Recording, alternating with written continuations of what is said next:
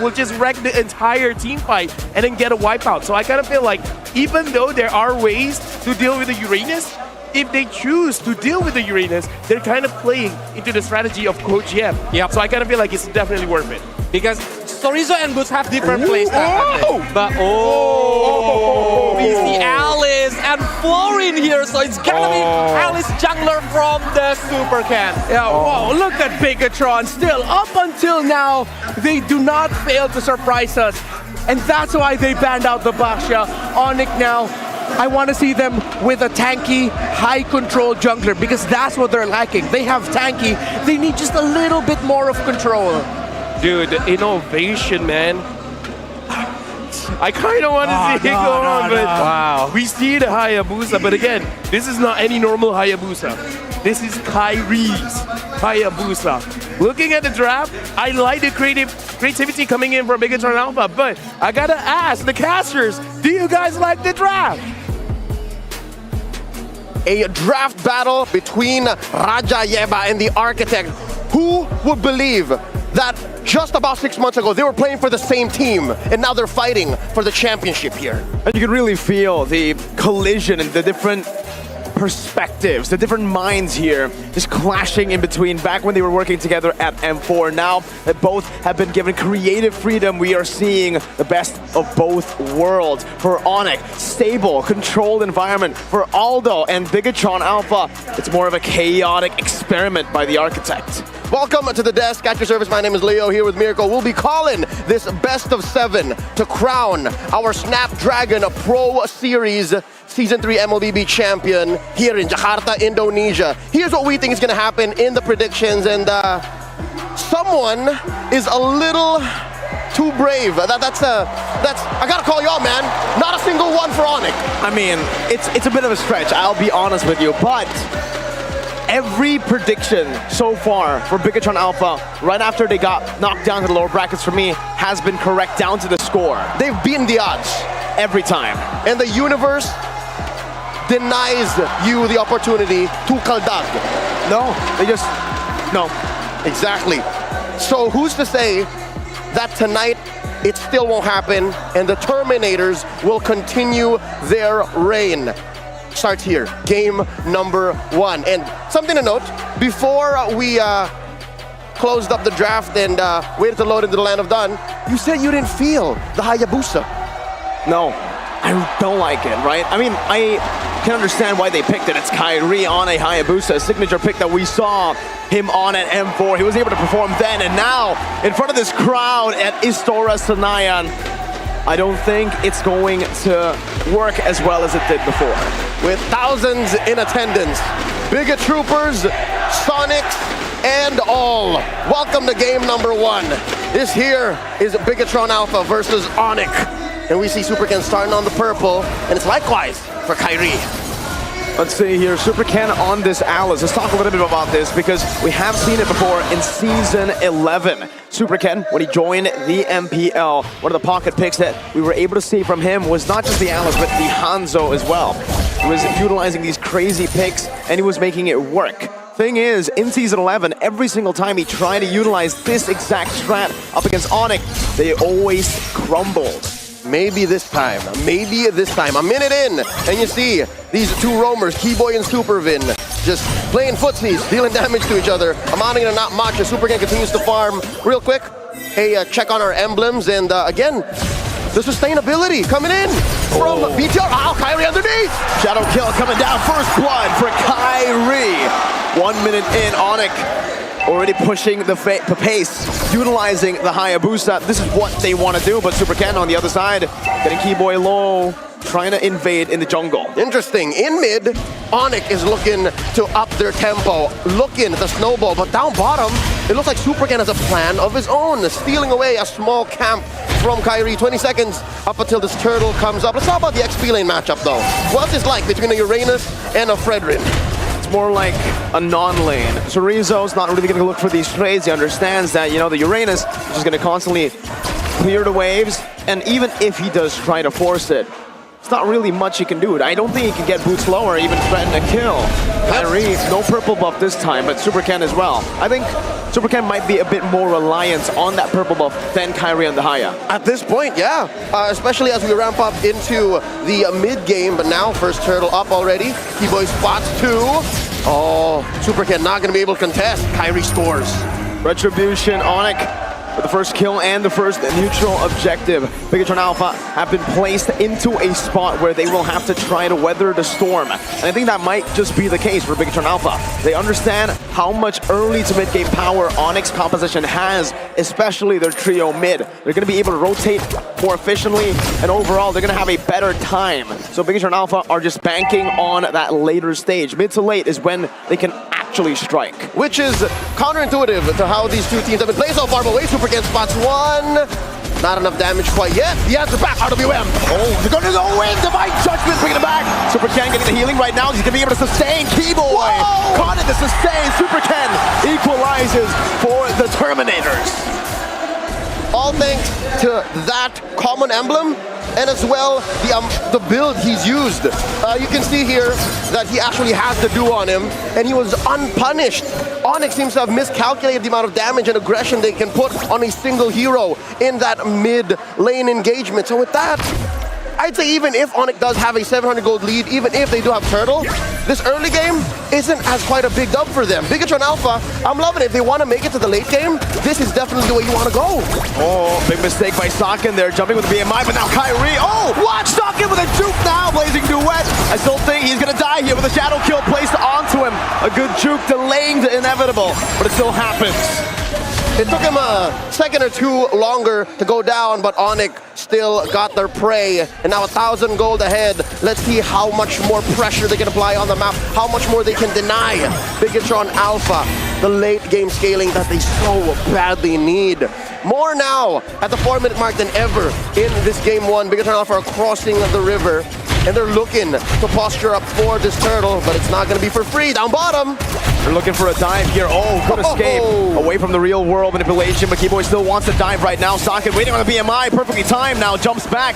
Weak side, but Sakin says it's all good. 3-man gank, this should give over. Super Ken, a free turtle up top. Oh, Vin's very low. Boots wants something. Put in some stacks on. He needs one more. There's the heal. The bloom coming in clutch for Super Vin, getting him back to an HP bar that is not there.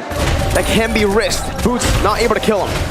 Mastering mechanics, not just in that engagement up top, but even down bottom for Bigetron Alpha. Sakin using to its maximum potential the damage reduction underneath that gold shield on his turret. 25%, folks, that's huge, especially when you're looking at, what, quarter built items on early game heroes. Now Keyboy gets spotted.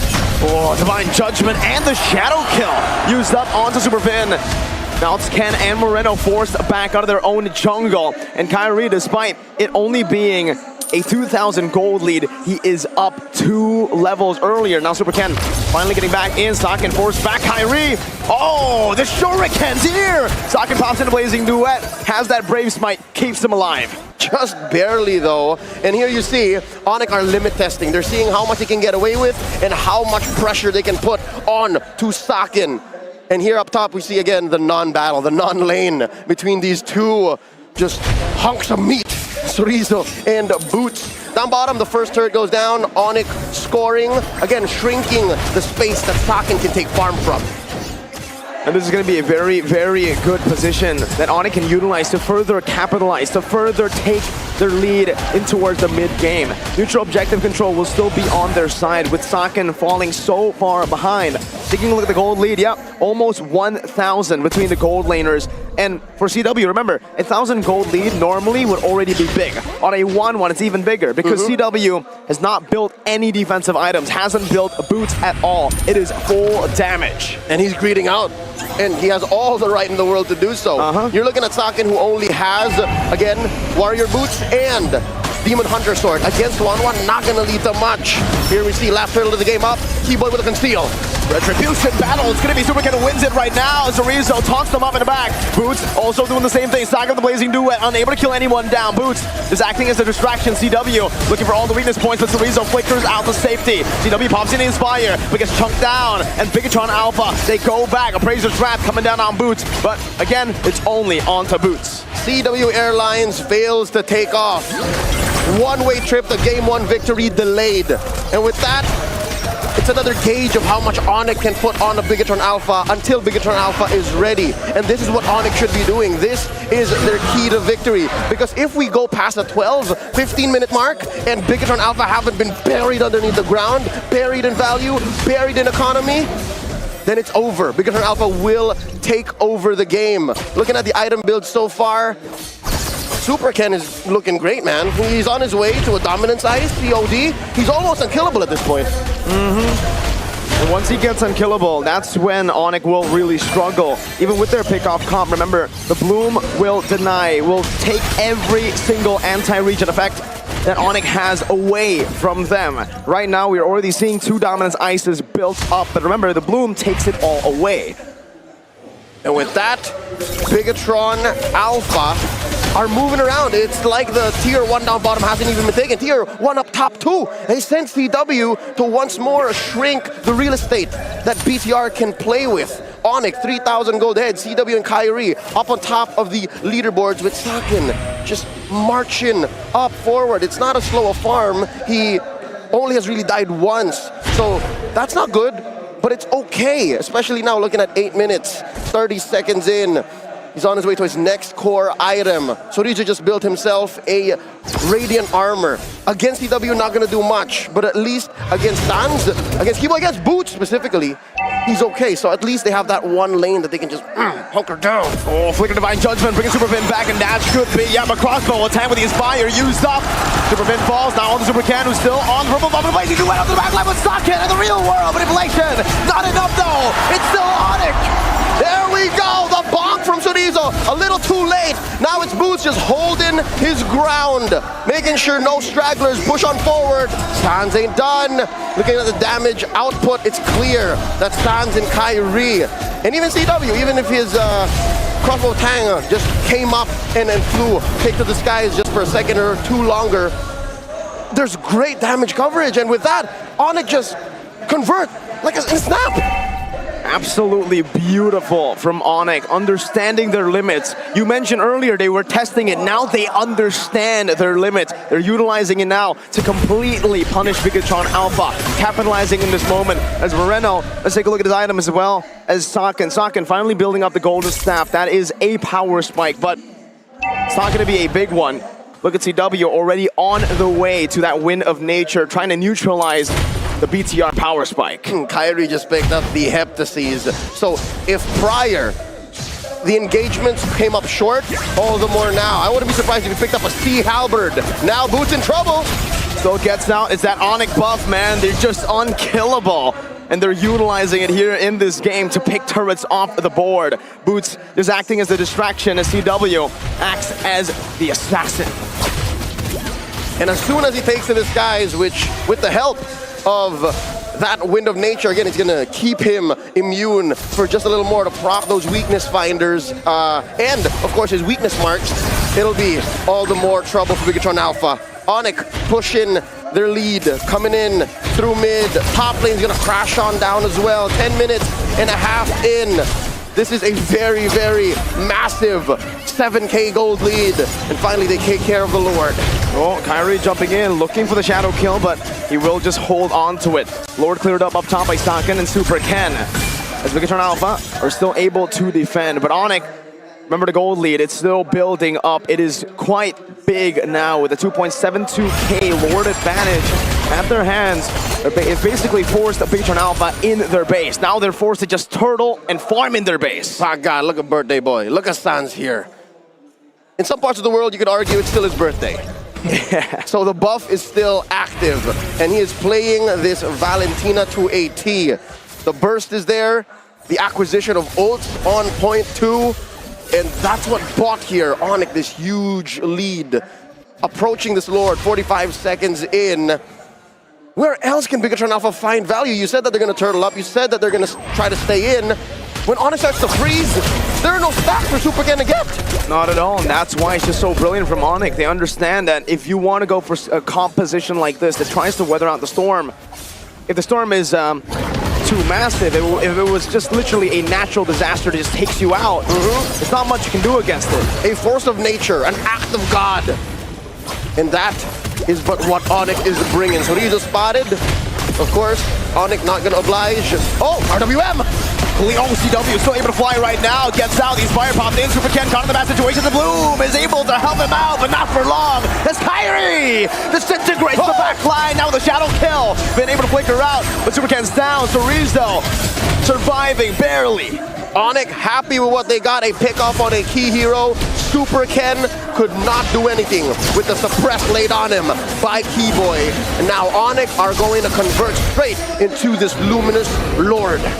They've enhanced 12 minutes in, and now with the Starlium, wow, Sans Starlium Scythe. You can see the confidence here from Sans. He's been recalling non-stop, and Keyboy's following through as well. It's the Sans and Keyboy recall special. It's a deadly duo. They not only wreck you and ruin you in game, but also your mental. You can only imagine what Bigetron Alpha is going through right now. They can't even leave their base, and they have to plan for the defense of a lifetime. Luckily, they have great high ground defense, but how far can that take you? Lord crashing in the mid. That's the base turret taken down. Bottom lane also coming down as CW is able to do quick work. Whoa, I agree with the shadow kill. Only onto the minions right now. Super Ken's going to be able to jump into the back. But Sakin gets bursted down. Now the crossbow attack, and he's fired. They're going to crunch in his spot. Placed in time, but he will fall. 13 minutes in. And Onic will wipe BTR down to their last member. The Terminators have done well to go by their word and knock out all of the Filipino teams. But here, it looks like Raja Langit still reigns supreme. Game 1 goes to Onic. Onic, cleaner, more composed.